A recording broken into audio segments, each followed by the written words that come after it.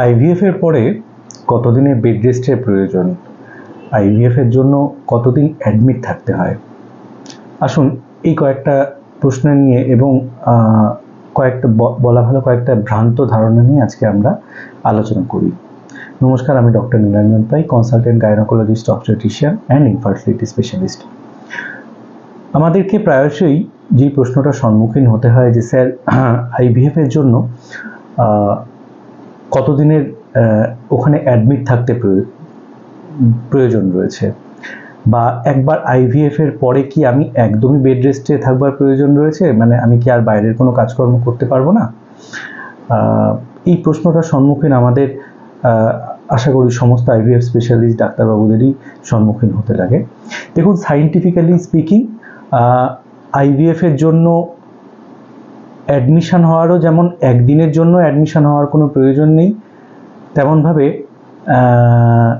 Admission বলতে আমি বলতে চাইছি ওভারনাইট অ্যাডমিশন, মানে ভর্তি হলাম, সকাল থেকে ভর্তি হলাম, রাত অবধি থাকলাম, পরের দিন ছুটি হলাম, এটাকে আমি অ্যাডমিশন বলে বোঝাতে চাইছি। এটার যেমন কোনো প্রয়োজন নেই, তেমনভাবে আইভিএফ এর পরে অ্যাবসলিউট বেড রেস্টেরও কোনো রকমের কোনো বৈজ্ঞানিকভাবে কোনো যুক্তি নেই এবং তার কোনো ইন্ডিকেশন নেই। আইভিএফ এর প্রসিডিওরটা কীরকম? আইভিএফ এর সময়তে আমরা দ্বিতীয় দিন থেকে পেশেন্টকে দেখতে শুরু করি। যার আইভিএফ হবে সেই পেশেন্টকে আমরা দ্বিতীয় দিন থেকে কিছু ইনজেকশন দিয়ে তার 4 থেকে 5 দিনের মাথায় আবার তাদেরকে ডাকা হয়, দেখা হয় যে তাদের ফলিকল বা যেটাতে ডিম্বাণু থাকে সেই ডিম্বাণু ভর্তি থলিটা কীরমভাবে বাড়ছে।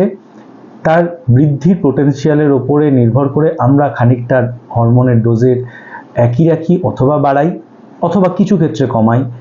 তারপরে আবার 4-5 দিন পরে সেই পেশেন্টকে ডাকা হয়, এরকমভাবে ডেকে সিরিয়াল ফলিকুলার মেজারমেন্ট করে ফাইনালি 10 নম্বর, 9 নম্বর অথবা 11 নম্বর দিনে তাদেরকে ট্রিগার ইনজেকশন দেওয়া হয়। ট্রিগার ইনজেকশন দেওয়ার পরে একটি নির্দিষ্ট দিনে পেশেন্টকে অ্যাডমিট করতে বলা হয়, মানে যেই আইভিএফ সেন্টারে আপনাদের সাইকেল চলছে সেখানে সকালবেলা আপনাদেরকে আসতে বলা হয় খালি পেটে, এবং অজ্ঞান করে তার থেকে ফলিকলকে এক্সট্রাকশন করা হয় এবং হাজব্যান্ডের সিমেন্ট নিয়ে সেই এগকে ফার্টিলাইজ করে সেদিনকে প্রেগনেন্সি তৈরি করা হয়। এবং অ্যানাস্থেশিয়ার পরে মোটামুটি আধ ঘন্টা বা 1 ঘন্টা পরেই পেশেন্টকে ছেড়ে দেওয়া হয় এবং সে উঠে বাড়ি চলে যেতে পারে। এবং ডিপেন্ডিং আপন দ্য সাইকেল, হয় সেই সাইকেলে অথবা তার নেক্সট সাইকেলে পেশেন্টকে সেই প্রেগনেন্সি যেটা আমরা সেদিনকে তৈরি করলাম সেটা ট্রান্সফার করা হয়।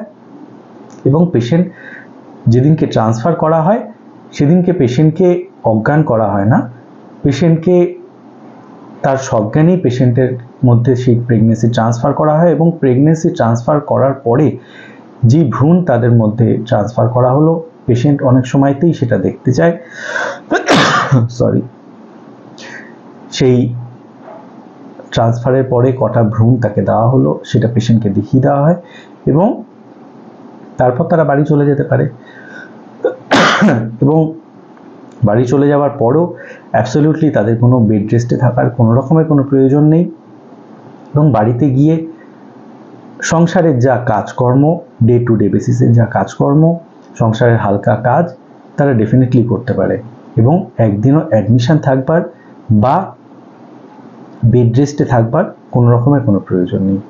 তো সুতরাং আমার এই আলোচনা থেকে আশা করছি আপনাদের মধ্যে যাদের মনে একটা প্রশ্ন থাকে যে অ্যাডমিশনের প্রয়োজন হয় কি না এবং অ্যাবসলিউট বেড রেস্টের প্রয়োজন হয় কি না, এই প্রশ্নের উত্তর আমি দিতে পারলাম।